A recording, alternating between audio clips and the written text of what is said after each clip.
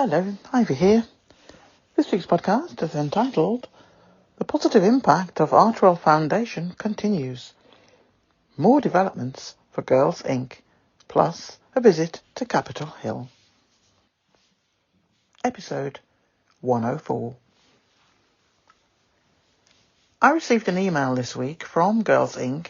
outlining a few developments. I consider it to be worthy of a podcast in its own right. In the email, there was a link to a newsletter relating to the 2023 inclusion on the top 50 non-profit organisations in the USA and details of the respective CEOs. Here is an extract from that newsletter. We are thrilled to announce that Girls Inc. President and CEO Stephanie Hull has been named to the 2023 non-profit Times Power and Influence Top 50 list.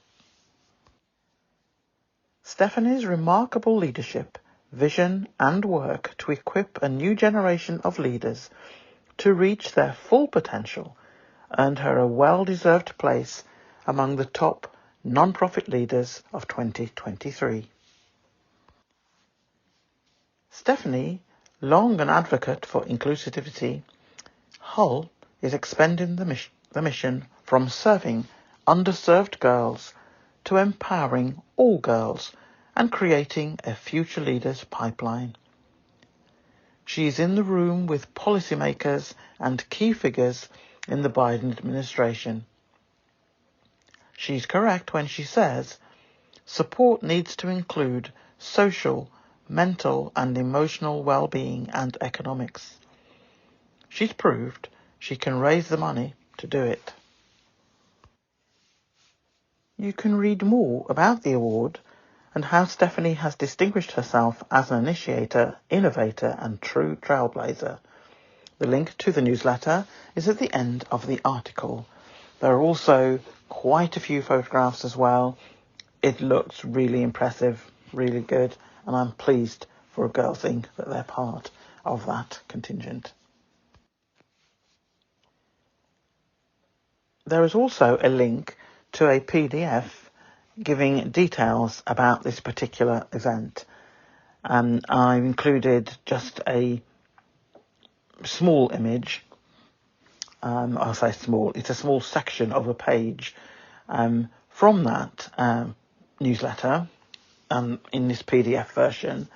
And it's headed up the Non-Profit Times 26th Annual, the 2023 NPT Power and Influence Top 50. And then underneath that, it goes on to give details of each of the 50 people who have made it to the list. An extract from that newsletter written by Paul Collery.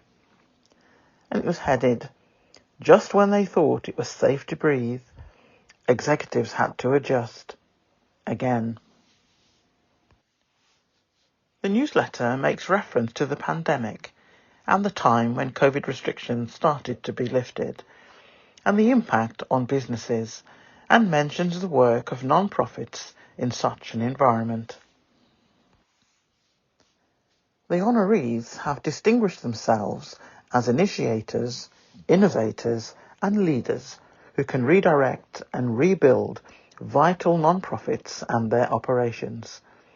An important criterion of the list is that the honoree must be a working day-in, day-out executive. The 2023 honorees were selected from a group of roughly 300 nominated top executives. Committee of the NPT editorial staff, contributors and a few leaders plugged into executive movement were involved in the selection process. This is not a Lifetime Achievement Award. The executives must have had an impact during the previous 12 months. The fine china will be rolled out for the honorees and their guests as they are feted in Washington, DC next month during the annual NPT Power and Influence Top 50 Gala at the National Press Club. The event is sponsored by Mitch Stewart and more. One of the honorees will receive the NPT Influencer of the Year award.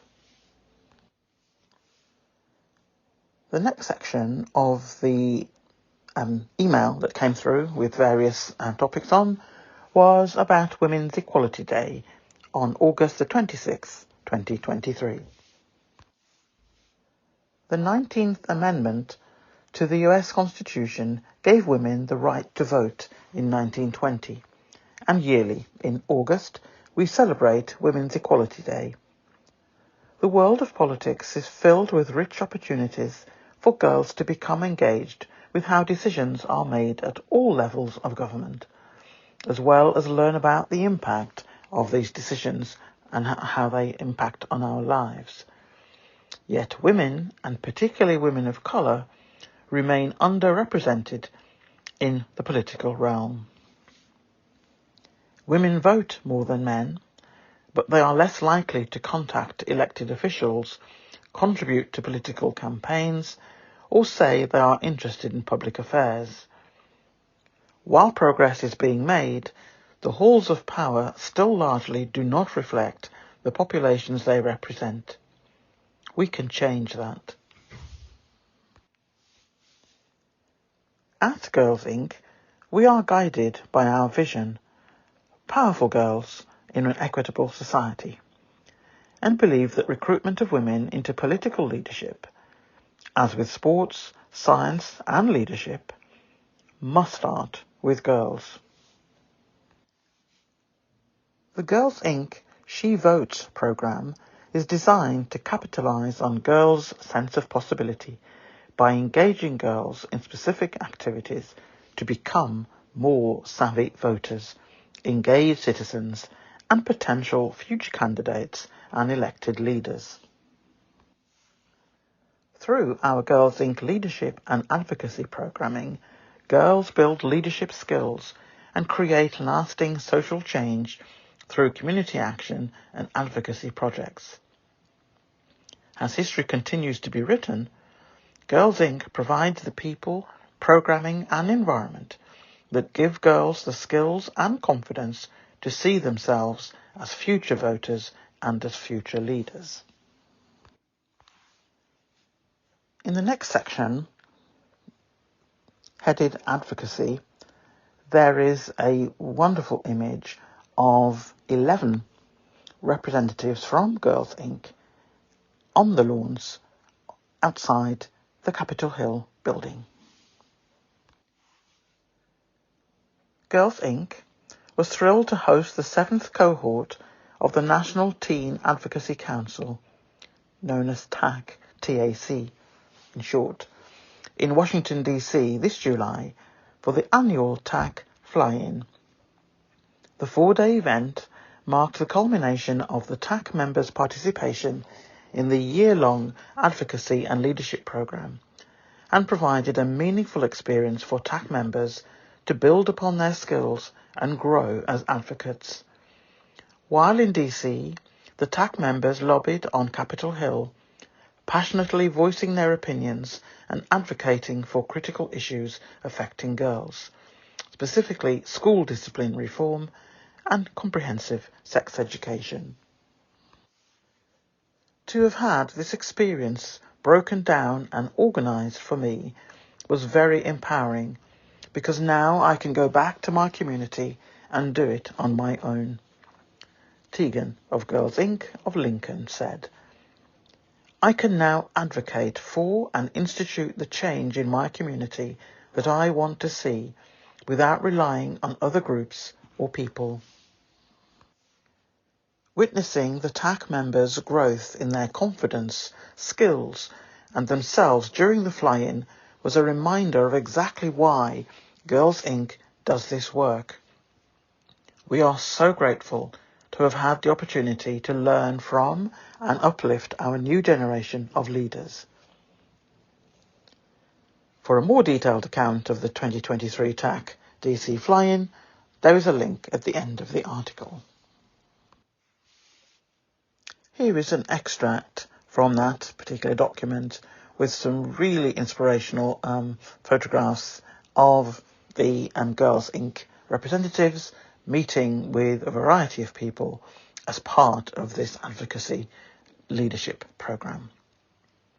So this next section in the article and obviously in the podcast is headed up the annual Washington DC FlyIn. Girls Inc. are doing exactly what the CEO Stephanie Hull said at the beginning of this podcast. They are creating a pipeline of future female leaders. During their time in DC, the TAC members came together to build sisterhood, strengthen their advocacy and leadership skills, and lobby on Capitol Hill. The group passionately voiced their opinions and advocated for critical issues affecting girls, specifically school discipline reform and, as mentioned before, comprehensive sex education. The TAC is a leadership body of Girls Inc., girls who are in grades 10 to 12, who advise and inform our organisation's advocacy by sharing their life experiences and views about issues facing girls and youth in their schools and communities. Throughout this year-long leadership position, TAC members develop their advocacy skills from national staff and issue experts, represent Girls Inc. in different ways, and lead Girls Inc. advocacy efforts through activities such as social media campaigns and lobbying congressional offices. The 2022 to 2023 Teen Advocacy Council is composed of 12 inspiring girls passionate about advocacy representing 10 Girls Inc. affiliates and all Girls Inc. regions across the US and Canada. The next section of the email were images and stories around 3 of the Girls Inc. representatives who were alumni from Girls Inc. from years ago. And we actually covered those 3 and more in the previous podcast. So I've only mentioned it in the article, but I haven't outlined again. There was no need to repeat it a week later. And the next section is called Champions. There is then a logo headed up Bold is Beautiful by Benefit. Strong, smart and bold is beautiful with Girls Inc. and Benefit Cosmetics. Benefit Cosmetics has always believed that beauty runs deeper than the surface. When you choose Benefit for your brow wax this August, you're also supporting girls' access to education, wellness and mentorship, and economic self-sufficiency. From August the 1st to the 31st, $5 from every brow wax goes to Bold is Beautiful project charities, which includes Girls Inc. Be part of the movement to build a new generation of leaders. And find a brow wax that gives back at Benefit Boutiques, Benefit Brow Bars, in Macy's and Ulta. Next section, meetings on Capitol Hill. Leading up to the fly-in, TAC members learned from experts in the field, gained skills training, and got first-hand experience advocating for policy change at the local level. Once prepared, they convened in Washington, D.C., where they lobbied 3 congressional offices to advocate for and raise awareness about the Ending Push Out Act of 2023 and the Real Education and Access for Healthy Youth Act of 2023. During their meetings, and I have included 4 of the images on the slides and also in the article, but there are more on the actual document, and as usual, there is a link at the end of the article.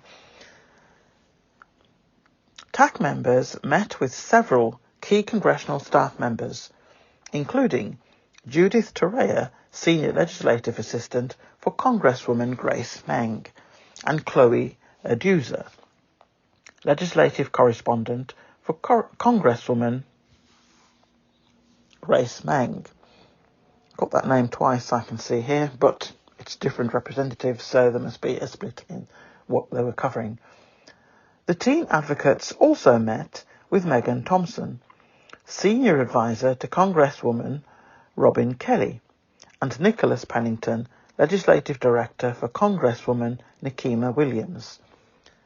TAC members laid out the case for their request that the members of Congress co-sponsor these bills and prioritise the needs of students in their districts. They briefed the congressional staffers on the importance of the Ending Push-Out Act and the Real Education and Access for Healthy Youth Act, shared their own personal testimonials, anecdotes, and stories to further highlight how these issues impact themselves and their peers. Staff members universally commented on how valuable it was to hear directly from those impacted, which resulted in positive remarks from staff. Reflecting on Lobby Day. The lobby meetings on Capitol Hill left the TAC with a profound understanding that their voices can indeed be heard and acknowledged. Lobbying at the federal level turned out to be much more accessible and reassuring than expected. Trinity of Girls Inc. of Chattanooga reflected on how she learned that anyone can raise their voice and that one story can lead to instrumental change. With Representative Meng's office, Trinity spoke about the history behind the inspiration for the Menstrual Equity for All Act and how the bill started with a teen who simply wrote a letter to the Congresswoman. You'd think it has to be extremely formal, but it can be as simple as a phone call or a letter that can grab their attention and affect change. As a testament to this, we learned in the days following the fly-in that the TAC had succeeded in convincing Representative Grace Meng to co-sponsor H.R. 3583, the Real Education and Access for Healthy Youth Act of 2023. The TAC's passion and hard work created positive change. Several TAC members had the opportunity to meet with various media outlets the next day to share their Girls Inc. experiences and raise their voices once more, shedding light on the issues and policies they advocated for at the federal level. The TAC's Lobby Day experience left a lasting impact on the members, fueling their motivation to be change agents now and in the future. To have had this experience broken down and organised for me was very empowering, because now I can go back to my community and do it on my own, said Tegan of Girls Inc. of Lincoln. I can now advocate for and institute the change in my community that I want to see without relying on other groups or people. Kaylin from Girls Inc. of Chicago also talked about this, stating, "As I am about to start college, being able to talk to people working in our government really informed what I want to pursue in my future. I am now motivated to study political science and possibly go to law school too." That's the end of this week's podcast.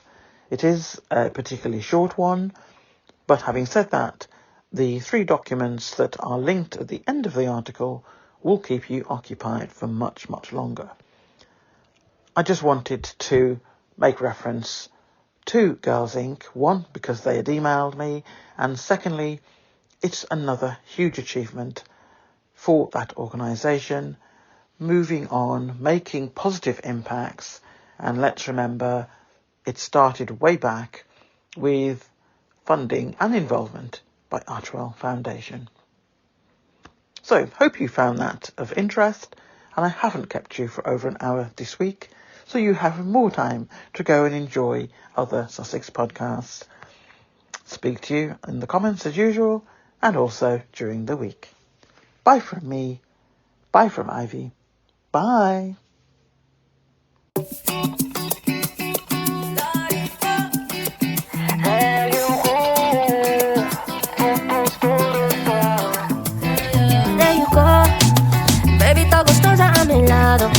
Sabrosa y tan dulce como un mango. Una chica de Bahía con milagros, cantita bien caro. La ballena, brasilera canta a capela.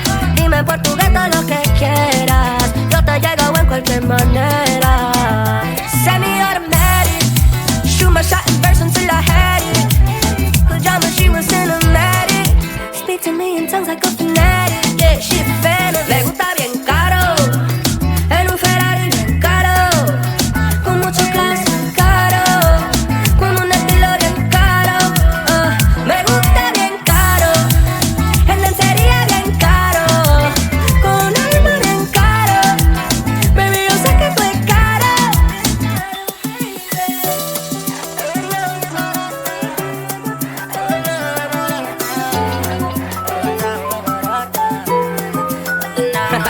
Yeah, okay. Me dañaste todo de mi mente, soñando toda la